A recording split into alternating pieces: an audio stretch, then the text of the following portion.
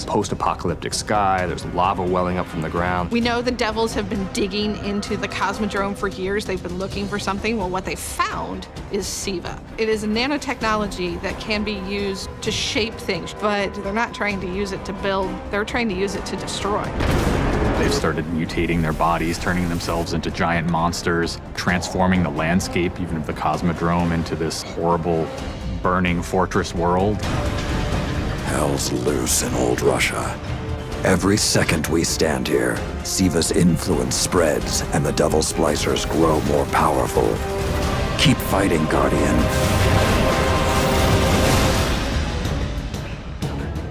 After the campaign finishes, you have patrols that really tell the story of this continued infestation in the land. And we have a new strike that shows just what the Fallen are doing with the SIVA.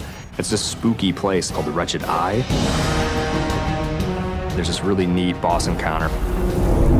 A Fallen captain has plucked an eye out of an ogre, affixed it to his weapon, and he's using that to sort of tase you out of your rat hole while this blind ogre just walks around trying to crush you. We also have a few reprise strikes that we're bringing back for players.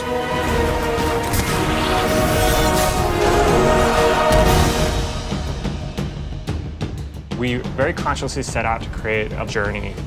This is arc of claustrophobia, space inside the wall. And then you get on top of it, and it's sort of this amazing breath of fresh air.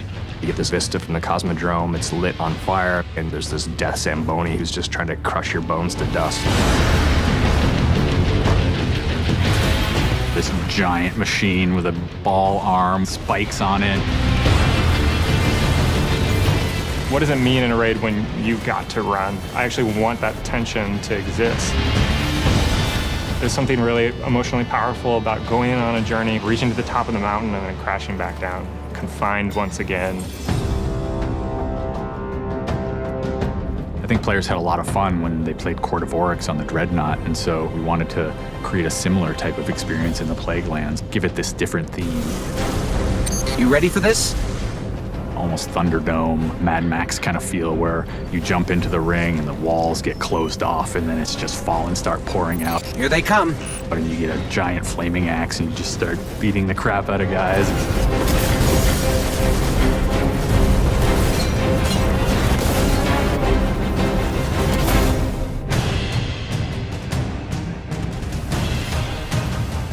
We thought, how can we increase the ways that you express the way you like to play?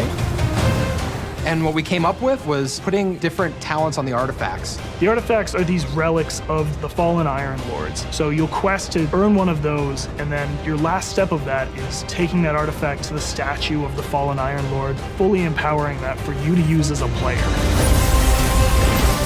Whether it's negating all the dot damage in the Crucible, or whether it's infinite sprint, or turning Fallen onto your side. Which is really, really cool, by the way. The artifacts that Tyra offers change every week.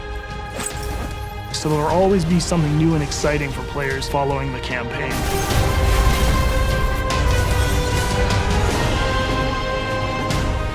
When you put snow, everyone thinks of pelts and cloaks and hoods. It wouldn't be a knight's tale without a knight's armor. When you look at the Iron Lords and you look at the Raid set, you look at the Iron Banner set, or you look at Trials of Osiris, they're all new with a much wider palette that players can pull from. And when you throw ornaments on top of all that, we're going to see a lot more variety in gear. So the ornament system is this really cool thing that lets you take some of your favorite pieces of gear and then you customize this weapon the way you want it to be.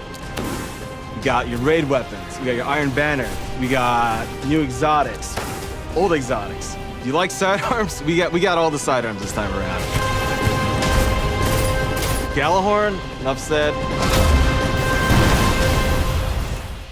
Coming to the Crucible and Rise of Iron is a new game type called Supremacy. Defeat your enemy, claim their crest. It's a fast-paced 6v6 game mode where every kill you get, Guardian drops a crest.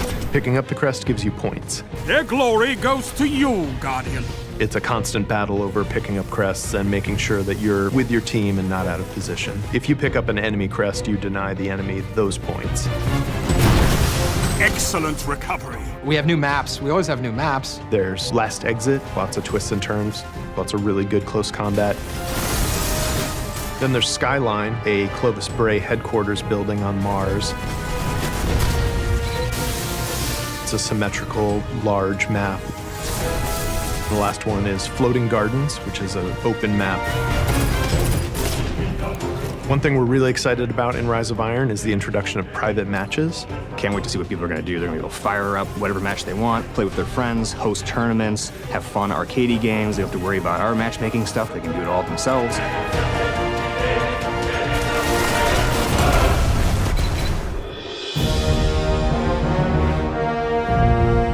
Sometimes when I play and I have headphones on and I'm in that world, I get little chills because it's not just the effects and the amazing graphics, it's the audio that helps reinforce the journey that you're going through.